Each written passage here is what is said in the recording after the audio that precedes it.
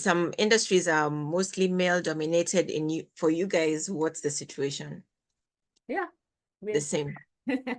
So now how do you sciences, math, all those? yeah, It's because everything. it's just I think we are programmed, like I think it's just how from childhood, like you're made to believe like hard stuff, like, oh, that's, little girls, like, why would you that's so difficult, like, I don't know. Yeah. That's what I think is the reason. Yeah, could But be. Yeah. in my opinion, which nobody has asked for, but it anyway, Yeah. I feel like women make better actuaries. Okay, because I was gonna ask, yeah, is there a difference in how each one plays out Yeah. their role? Yeah. Because I feel like women are just natural multitaskers. Like their brains don't think one thing at a time.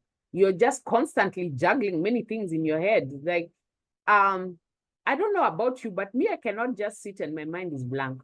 Yeah, Like no. someone asks me, hey, you're so quiet. What are you thinking about?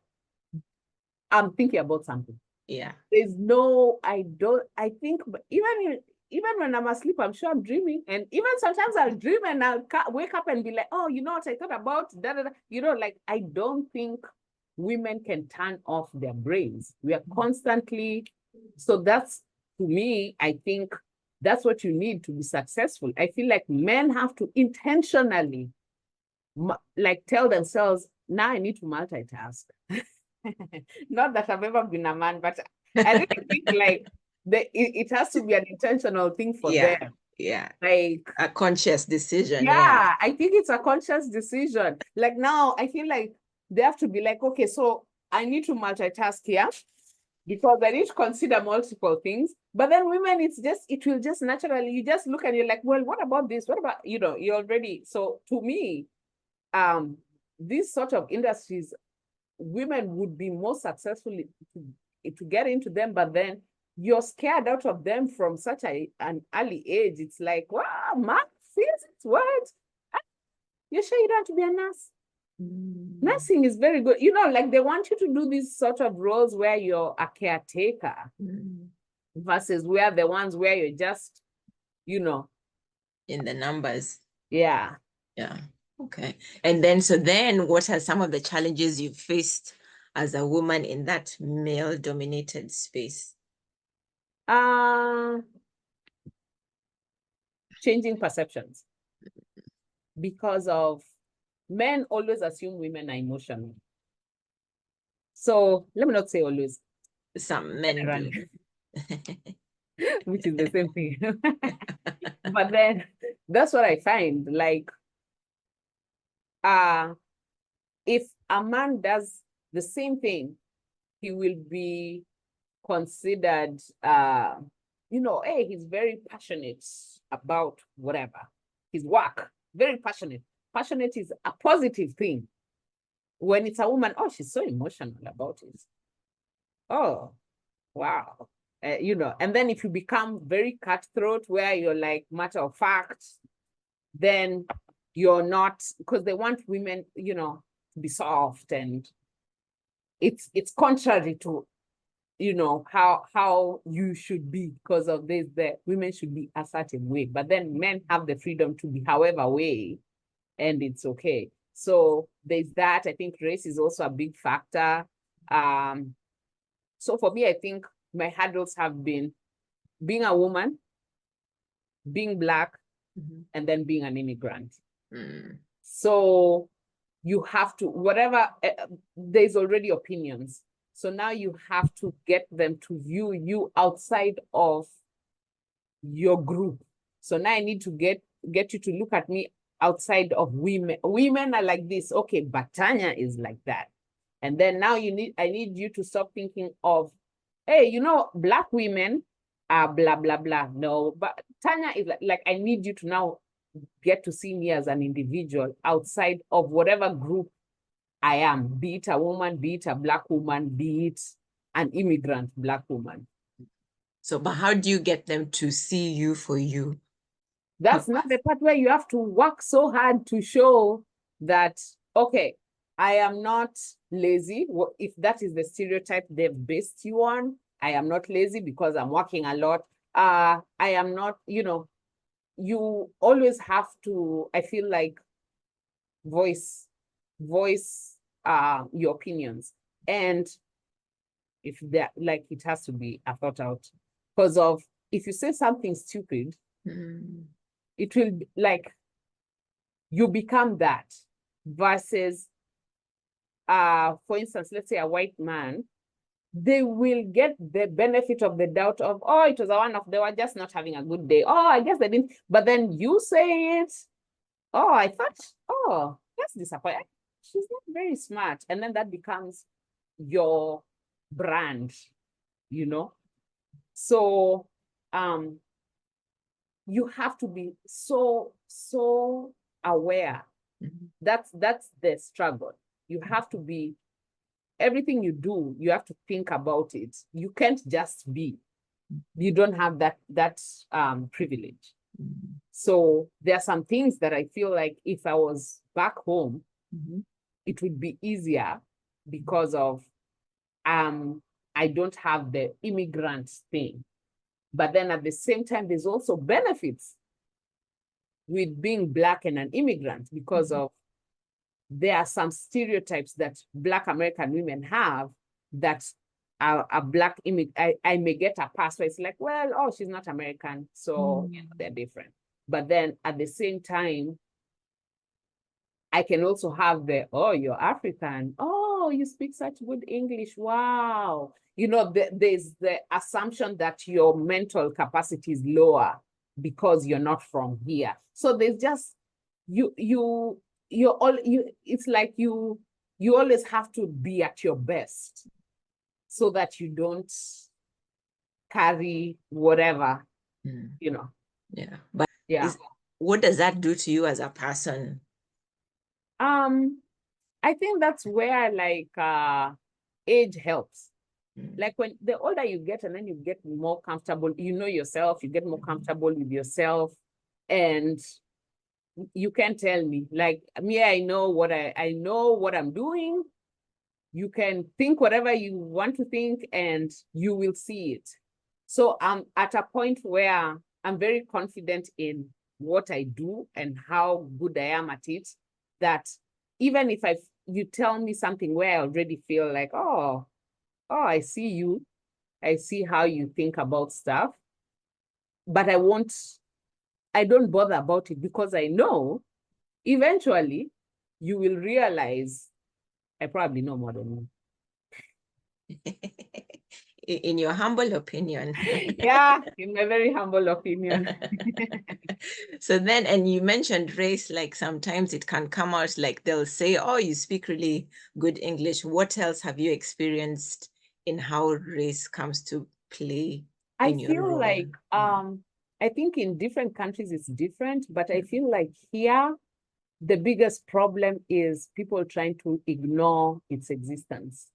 Like that thing of I don't see color is so ridiculous to me, because I'm like, how? You can say you have blue eyes, so you see that color, but me, you don't see me, because of you. I feel like it kind of, it's to absolve yourself, like, because maybe there's a guilt. You feel like, oh, you want to accuse me of being racist or whatever. But no one thinks you're racist by recognizing that I'm Black. I mean, I am Black. Like, you know what I mean? Yeah. So,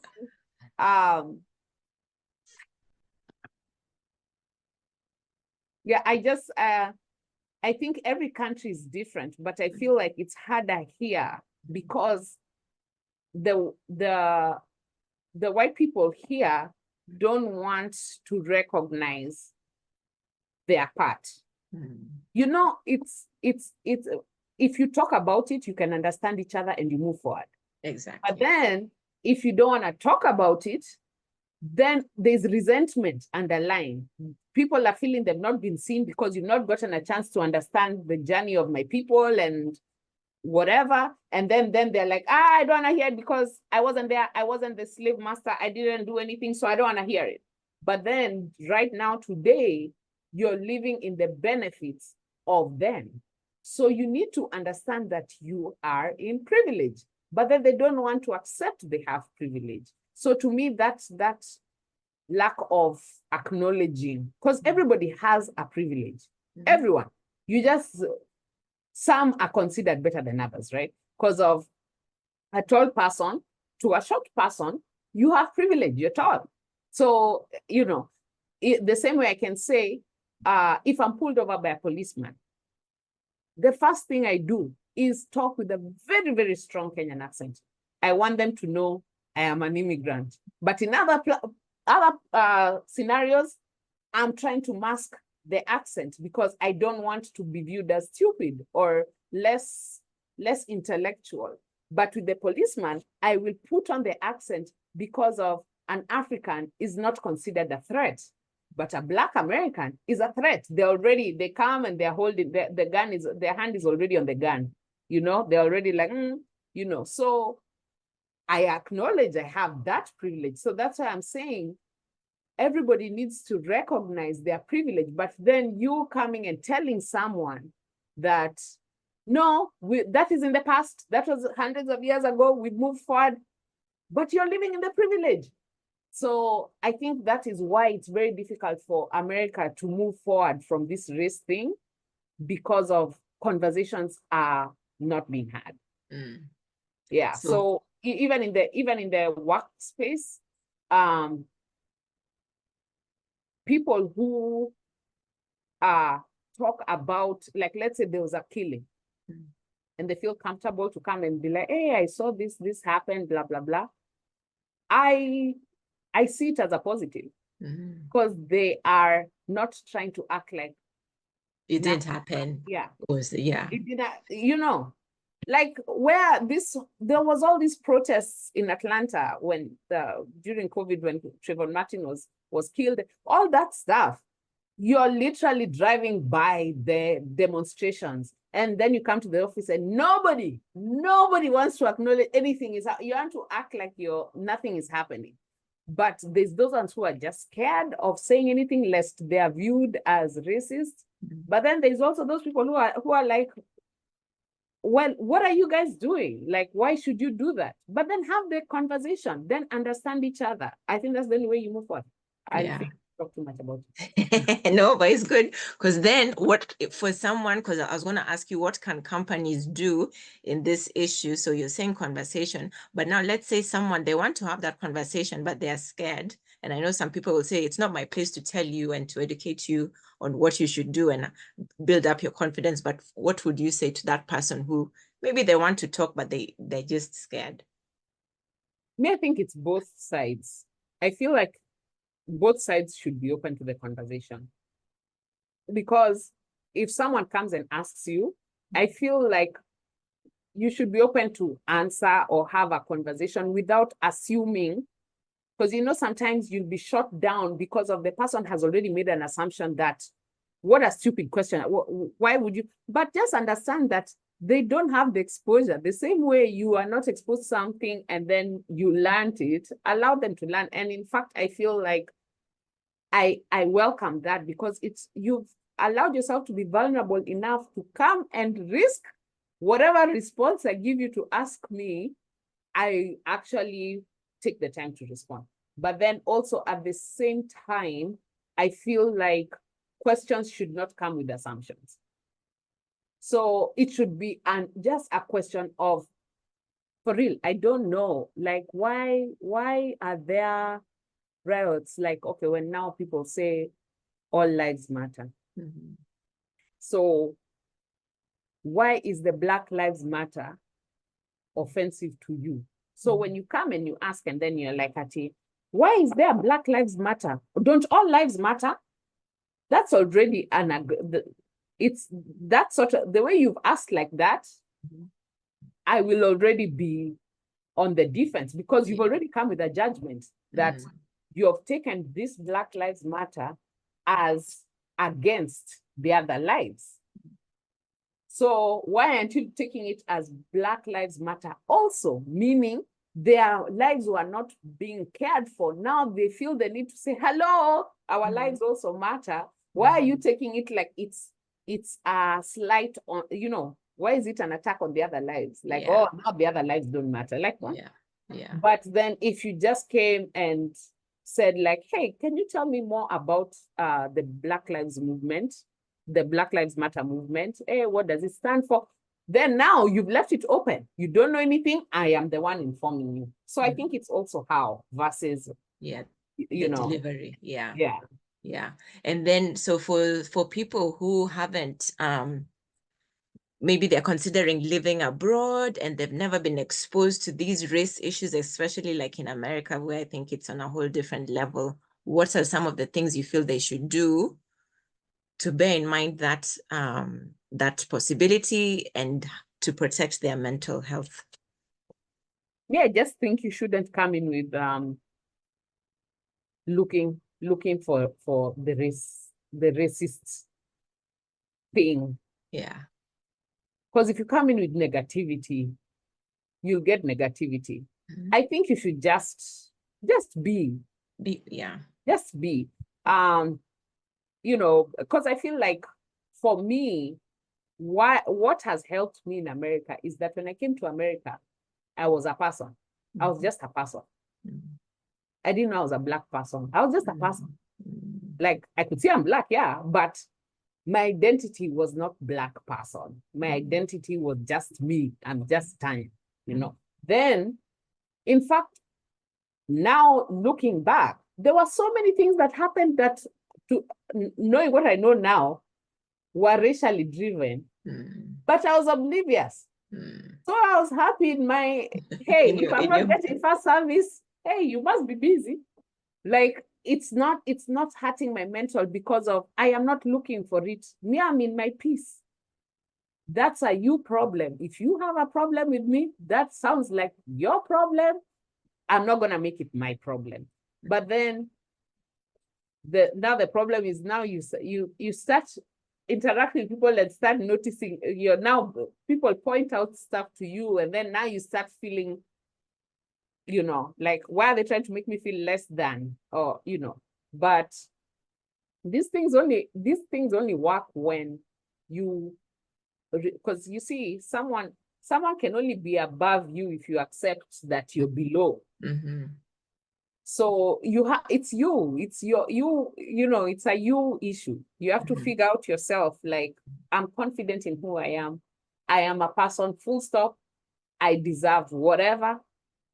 And, you know, but then I Like feel the positive, they deserve the positive. yeah. Yeah. Yes. I deserve what I deserve. Like, you know, like you don't put yourself down. And me, that's my issue. And in fact, I have a bigger issue when I go to Kenya than when I'm here.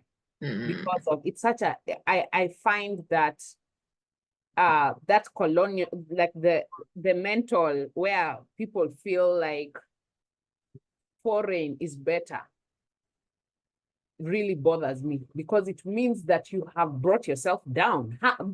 Be who you are, like be the king, the queen. I know it's so, when Americans say it, I'm always like, that's so corny, but but I understand what they're trying to say. Like, lift yourself. Like, Why are you bringing yourself down? You are already exalted. Like you're here. God put you in position. Why are you bringing yourself down?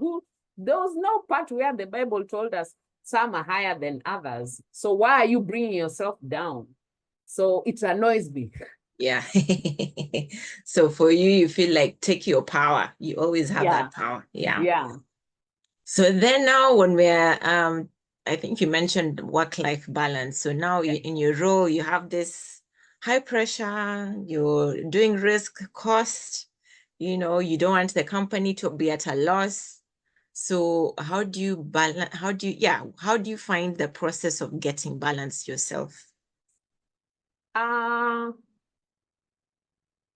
It's an effort. It's an effort, yeah. Yeah, but I have to usually take like intentional, okay, kids, we are going to go here, we are going to do this, we are going to, you know, like there has to be that planned timeout. But then also your body tells you, like, I usually feel when I'm getting burnt out. Like if I've been, because like I say, I actually enjoy what I do, where sometimes I can go. And then one day I'm just waking up, I'm just sluggish. I'm just not feeling it. And it's just my brain just needs a break. And then I'll take time. Yeah. But then also, like, I think for me, what also has helped with the balance is the working from home. Because then I don't feel as away. Because like if I was in the office, let's say if I was it was a busy time and I was working until let's say 7 p.m. in the office. Then by the time I get home, the kids are getting ready for bed or in bed. That means I haven't hung out with them at all.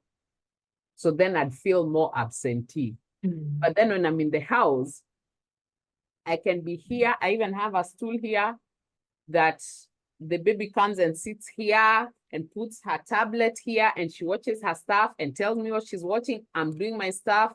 So because I'm seeing them and they're seeing me, even though we're not cuddling on the couch, I don't feel as away. And then I can stop to go, make food or whatever and continue after. So I feel the work from home is helping, but then it's also a detriment. I have to, if you're also not there in the office, things happen that you'll not know.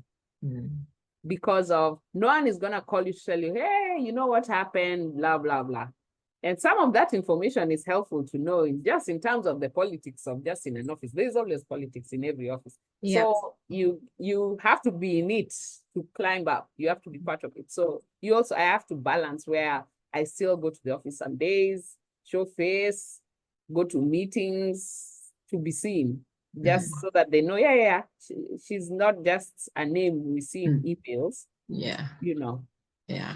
And then what do you feel companies are doing enough to support people in getting work-life balance? I think it depends on the country. Okay. When I talk to people in other countries, okay, so let me say, so for the US, I think it's not really good, like the work-life balance. I think because of I guess, I don't know if it's the society, how they view things, but it's like you work, like working is your identity, like that's what you're supposed to do. Versus, let's say in Kenya, it's more you want to live, enjoy your life. Working is just to provide for you to live the way you want to live. It's a means to an end. The end, the life. Yeah. But then in America, the end is the job. So, but then of late, there's a lot more discussion on that work-life balance than like when I started out.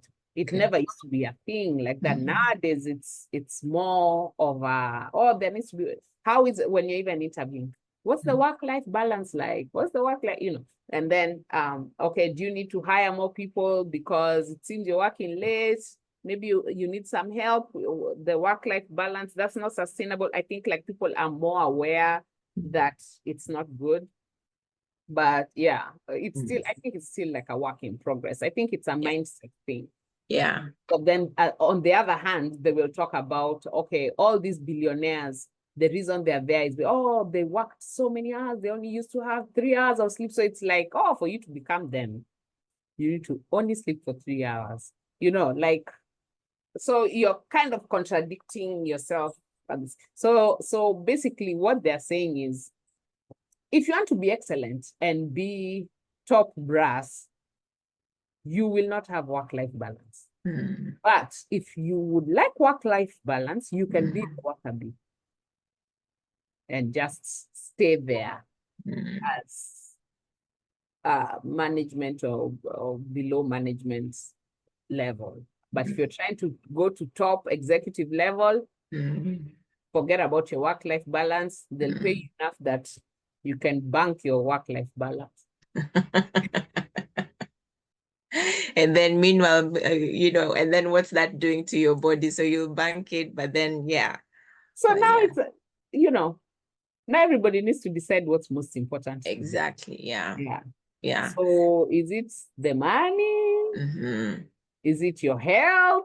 So health, wealth, what's another one? But so your health is wealth. Yeah. Yeah. You have to figure out for yourself what's most important. And on your last breath, will you be remembering, man? Because to me, when I think about it, at the end of the day, if it's not your company, and even if it's your company and you die, it can still carry on. But it's even worse when it's someone else's company. You run yourself to death, and all that will happen is maybe they'll send your family flowers, and there will be an email sent to everybody, or, so and so passed away, and their stock price will not be hit. Nothing. It will move on like you never existed. Meanwhile, you made your entire life about that company. Yeah. So, I just think that it's just important to focus on what's actually most important to you. And me, I think that is outside of your health. Like, I think it's your family. Yeah. Not the company. Yeah. So say if with all no, let me do this one first. So say if one of the kids wanted to be an actuary, what would you say to them? What would be your response to them? Oh, really? Why? I'd want to know why. Yeah. And if they if they give you good reasons. Yeah, as long as the reason is not that because I am. Yeah. Like, I want them to find their own identity. Because even though you're my kid, it doesn't mean we are the same person, or we think the same, or we want the same stuff. So for me, I really like when I was pregnant the first time, that's the thing I told myself, that I don't want to have an expectation that this child is going to be like this, like that, and then now you put all this pressure on the poor child, and then things go left. Hey, whatever it is you want to, let's see where this goes. So I just don't want to put any pressure on them to be anything. They can be whatever. Just as long as they are not expecting me to support them. Just do your own thing, be independent. You do whatever you want to do, but just know, once you're out of this house, this bank is closed. Oh gosh. So what would you say to those parents who maybe they've heard of actuarial science, they really want their child to be in it? What would you want them to consider besides what you said of, just let the children decide, but what would you want them to also understand? That if they don't like it, they're not going to be good at it. So the child needs to decide for themselves. Me, I really hate this thing of people forcing their kids into whatever profession that is considered a good one. Okay, you must do this. And then they go there and they hate it, and then they suck. And then they are never pandying, and they're never climbing the ladder, and you're wondering, oh, maybe they were just not smart enough for it. But no, they're just not passionate about it. They don't care about it. So they're not going to put in effort. So no, I think just leave them. And in fact, sometimes just allow kids to make mistakes and figure themselves out. Because even there's a lot of people actually in this profession who started in something else. And then they've come hated whatever. In fact, we have a lot of math teachers. Okay. They went into teaching, realized, me, I already know I can't be a teacher. Oh my gosh. My patience. The patience. Yeah, I can't. In fact, I usually really thank the teachers, or like when I go to pick up the teachers, like I'm, oh, thank you so much for what you do. Because of, if COVID made me, I knew I cannot be a teacher, but it put the seal confirmation. No, when they said, okay, schools are open, you can choose if you want your kids to be in school or you want them to stay at home. I was like, school. Go. As a risk factor, I wasn't even thinking about the exposure of this COVID. I was like, you go with your mask. Meanwhile, her mask is on her chin. Oh, COVID was such a a time, yeah. Yeah. So yeah. So then so basically for the parents, just let the children decide, let them explore, let them, it will work out. Yeah. What's So to that, be will yeah. be. Yeah. Sorry, what did you say? What's meant to be will be. Yeah, yeah, yeah, yeah. Will. So then for someone who wants to become an actuary, they've listened to you, or they feel so inspired. Oh Lord. What would you say to them to prepare for the challenges that the profession comes with? Well, I would say don't give up. Because it's gonna be hard. Just keep at it, keep at it. Because even at the end of the day, let's say it's the other way around. You go through it, and then you decide you don't want to do it. Like you go into profession and you hate it, and you decide to switch into something else. There's still no downside to having that. So just do it, push on through, get it out the way, like do the exams, whatever. Like just fight, do it. If that's what you've decided to do. Because there's no downside to it. Like I don't think I've met any who have even switched to other professions and regretted, because of it is still a profession that is the word revered. Like it's like, wow, you did that. So you get a step, you get a leg up where it's like, okay, maybe you decide, nah, I think I want to be I want to go into finance and I do accounting. It's not gonna hurt you. I want to be just a general manager. It's like, wow, you already, like, there is no downside in my opinion. I still haven't seen the down besides the time. Yeah. The time and effort. But Yeah. it will not hurt your career path. Yeah. And then for the exams, what would be your tips, if any? Don't wait. Don't wait a month to start Don't reading. wait. Like, you actually have to. It's not like just math, actually. The exams are not. That's what I hate about it. It's not just math. Yeah. You actually have to know other things that I didn't know about. Yeah. Like, you know, laws and rules and all these other stuff that are not math, but you still have to know them. But then at the end of the day, like, I think it helps you. Those are the things that come in profession. Those calculus and those things we were doing in college, I haven't used because of the computer does it. Yeah. Yeah. But then you see, at least I understand what the principle. Yeah. So Yeah. if it crashed or there was something, at least you can continue. No, I won't. I'll call IT. Oh gosh. And then now for for women who are in male dominated spaces, what would be your tips for them on how they can continue to build their careers despite those challenges that come when you're in a male space?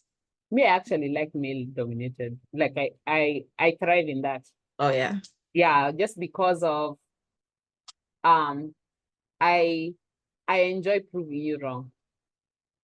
And to me, it's a challenge. So I enjoy it. It's like, hey, you think what? Okay, let's do it. So for me, it's actually, it lights a fire. So like I said, I hate boring. And then I think it makes I think also my personality, I'm very direct. I don't like something, I say it. I don't want the hints and whatever. And it makes it easier for me in the workplace, where, because men tend to be direct. So it makes it easier for me to know what it is you need, because you've told me directly. I don't take offense to it. So I think if you're gonna be in a male-dominated career, you have to not take things personal.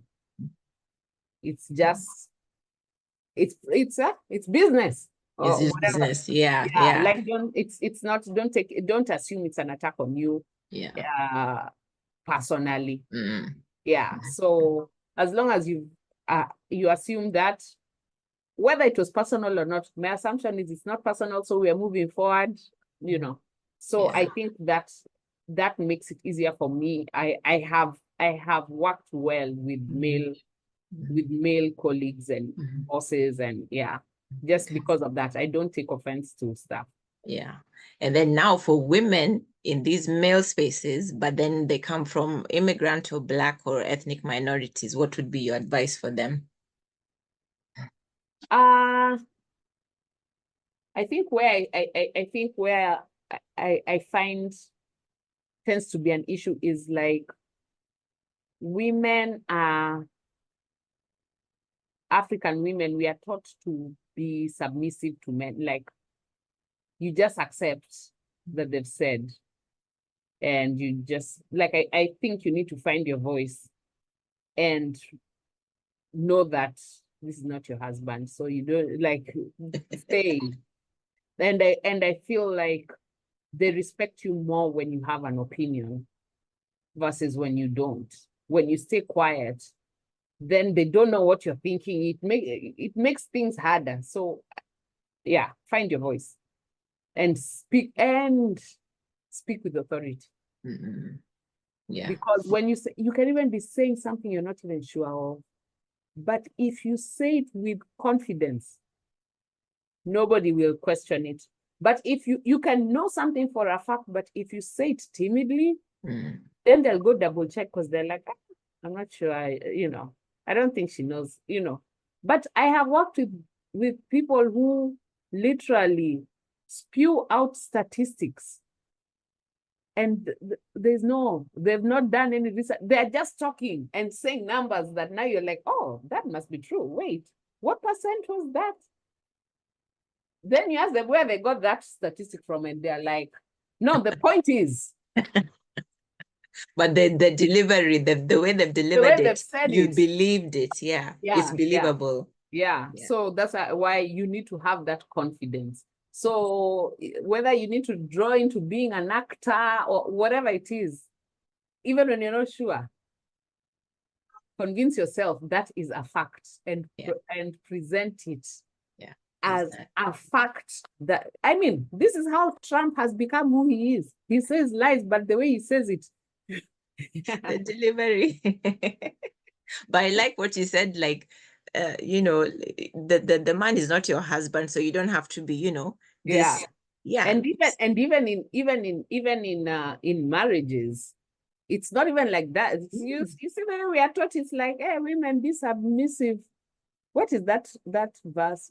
Woman, be submit to your husbands. But then it's not even people take it in the wrong way. But what does it continue? It says husbands love your wife. Yeah. So it's not just you're just you're just it's two-way. Yeah. Yeah. So it's a partnership. So but then let's just say the ones who are taught to submit to your husband. Now you've come to that mentality as a woman. I need to, lower myself. This is not that. This is not even marriage. Like exactly. Hey. Yeah. It's business. Yeah, it's business. Yeah. So then for the men, what would be your advice to them when they're in that field where they're the ones who are the majority? What do you think they can do? I think men in those positions need to champion for women. I find like, especially married men, because a single man may not understand the struggles of a woman, but a married man knows. And I have found my biggest champions have been men, because many of them, for them to reach where they are in a position of power and leadership, they have a stay-at-home wife. So if you are here in this job, there's nobody at home. It means there's a lot of sacrifices you have to make. There's a lot of juggling.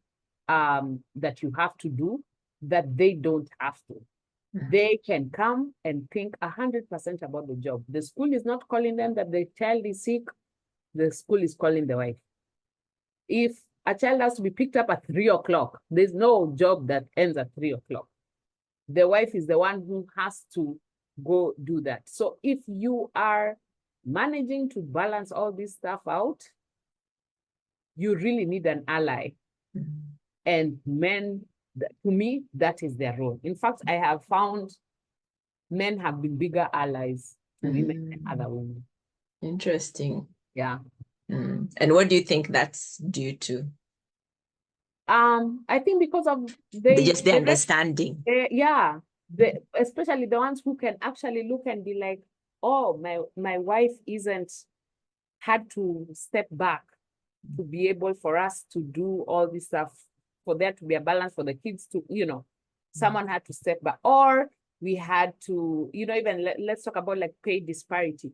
It's not fair because of if the woman is going to be here full time, it means you're paying for somebody to watch those kids. So why should you be paid less? You have more expenses than the man does because of for a man, his wife can, if the wife stays home, now this extra money he's making is going into their pockets, So, and then you'll find, in fact, I feel like the people who should be challenged is single women in positions of power. I find, I don't know if it's a resentment because of there many times you find them, their sacrifice was the family. So they did, career. And then by the time maybe they were in a position to now be like, okay, now I'm ready to settle down or whatever. And then you find all the age appropriate guys are married, So first of all, you don't understand the struggle of a parent juggling a career. So to you, if someone is like, oh, I need to leave in the afternoon because the school has just called me to pick up my kid, or the kids are sick today, and then next week again, one of the kids is sick, then they start thinking, oh, this one has so many excuses. But then they don't realize these kids are like moving, what are they called? Germs. Yeah. Like they go to school, they're just sharing germs. So they're just constantly sick. Then to them, it's like, oh, you're making this up. Why is it your kids are always sick? There is less empathy versus men already come.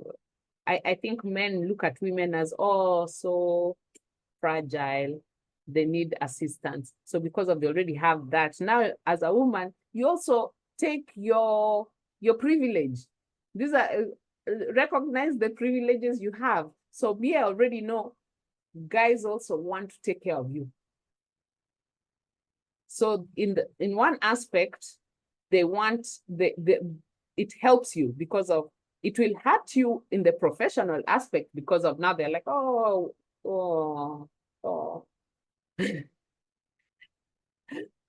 But then when you need additional time to handle family stuff, it helps. But then as soon as that is done, I'm back on to, in fact, I really try to avoid putting light on like I don't take advantage of it, like because of it will end up, it long term, it will hurt you. So I only use it when I have to, so that they also know that my priority is to get my job, like to do a good job. Don't look at me like I'm always looking for the reason how I can get out of here, And when I do have to leave early, I still work after. Once if I, like so that they can see, hey, I'm not a slacker. Yeah. So, but the parts where when I need it, be a woman, and then when I need it, I'm a man. Like I can jump back and forth to the stereotypical woman role or male role, because of it's just identify what privileges you have where, and then take advantage of them. I mean, everybody else is saying, why should you be the one to now be like, oh, I don't want to take advantage? Yeah. Yeah. Yeah. So let me see, my last question to you. So you mentioned work-life balance. You mentioned sometimes not staying in a role where you feel you're not even passionate about it. You just want to give it your all. You've mentioned, sometimes you need to weigh up and see, is it about being the big boss, or I can't remember the word you said, or is it about peace and your family and the things that matter to you. So for people who are in high pressure job, demanding, they have competing responsibilities, their kids and everything. What would be your advice to them in just trying to, as you said, it's an effort to get that work-life balance, but what would be your advice for them? Me, I don't even think I should be in a position to give advice, to be honest. See, for me, I'm just always just trying to be better. I try to educate myself. I am actually like, I seek out things. So, the way they say parenting is not, they then come with a manual and that kind of stuff. But it also doesn't mean you shouldn't try, like, to know what you don't know. Because I accept that there's a lot of things in this world that I have no clue about, and I don't know them. So I'm always trying to read up on stuff just to educate myself on stuff. And I always find out these random things that I never even knew existed. And, in terms of like children's development, what children find important to them, just to try and be as, better every day. I just try. I know at the end of the day, I'll not be perfect. And I'm sure even these kids are, with all that trial, they'll still have things to complain about. But as long as my conscience is clear that I actually did everything, like I tried my best, then I'm good. They can complain as much as they want. Yeah. But I think that's a good thing. Like you said, it's just about being better. Tomorrow being better, next month being better. Then by the time next year or 5 years have gone, you've come a long way. You've moved. And so long as you're moving, that's the key. It's not like you have to move in perfection. No, you just, and you educate yourself, you learn and you grow. And you accept. And I think that's when I look back at like our parents' generation, I think for them, that seeking out alternate opinion, other ways, was not like a thing. You just did however you were raised, is what you saw is what you do. And to me, I feel like for development, there has to be new stuff. You can't just, otherwise you'll just be the same people.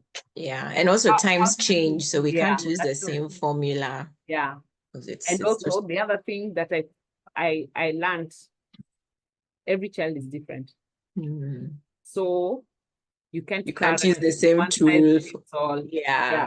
You have to adjust for each kid. Okay, this one understands by being positive reinforcement. Well, this one understands by you taking away things. Like now you have to kind of, and that's why now you have to spend time with them to get to know your kids. Because I also feel like maybe our generation, it wasn't such a priority to know your child. Was, are they safe? Are they fed? That's it. Yeah, tick, tick, tick, done. I see. Then, okay, last question. I should have asked it at the beginning, but just to end on a fun note.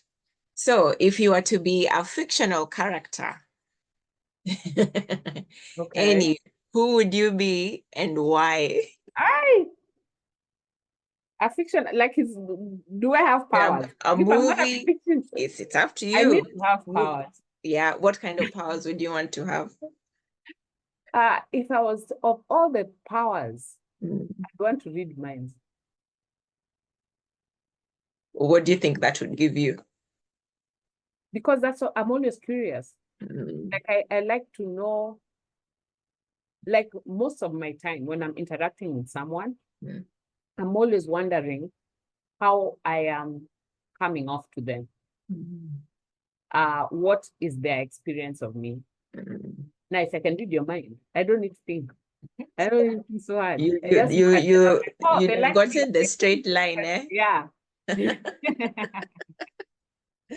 I see, curious mind. Excellent.